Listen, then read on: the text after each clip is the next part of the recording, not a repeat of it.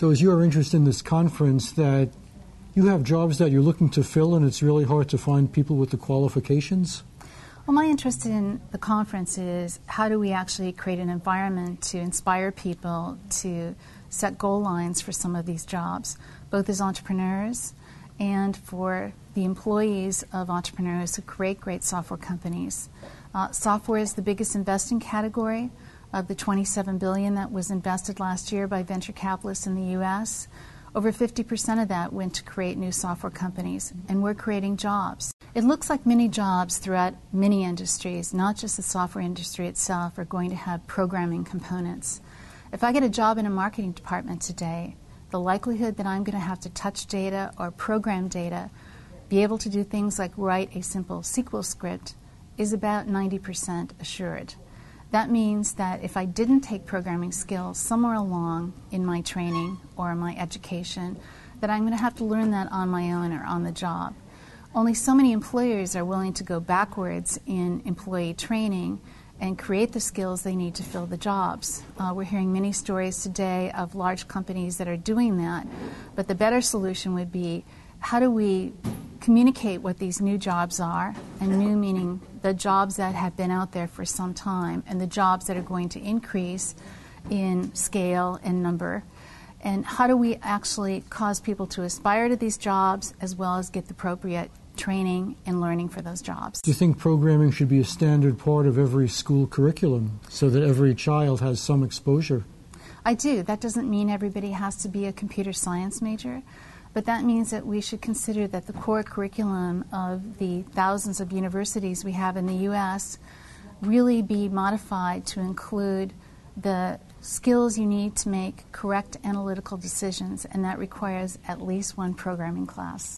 What would you consider a good leadership model? What are the attributes of somebody who is a good leader?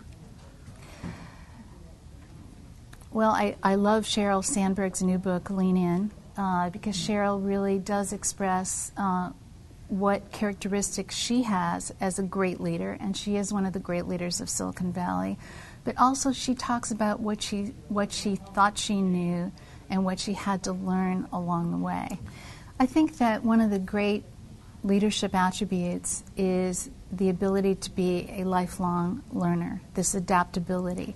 That's also one of the great capabilities of super successful entrepreneurs, that they really know that they are dealing with uncertainty.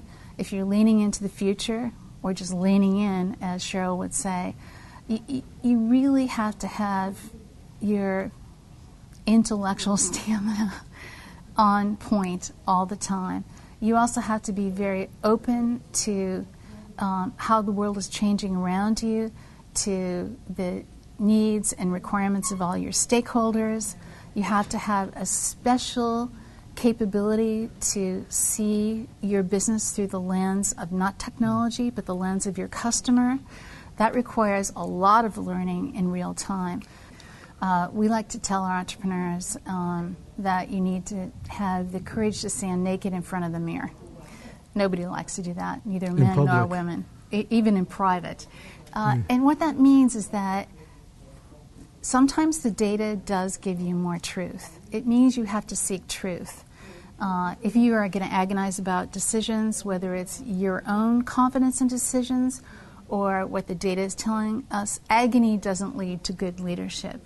Really, truth does. Seeking truth, whether that truth is through talking to your own stakeholders, talking to your customers, or really studying the data, seek truth. Do you think truth is a fundamental value in itself, or is it good just because it's good for business?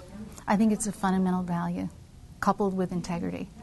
Do you think seeking truth is a fundamental value of Silicon Valley culture? I do, and that's why it's so Darwinian here. That's why so many companies succeed and so many companies fail, is that our job as venture capitalists is really to seek truth. We hate shutting businesses down. We hate admitting that this particular business was not going to be the next IPO. Or especially after you invested $50 million in it. Especially after we invested $1 in it. Once we're invested with that entrepreneur, we are part of that company. And there is not only a financial connection there is a strong emotional and intellectual connection to really help those businesses succeed.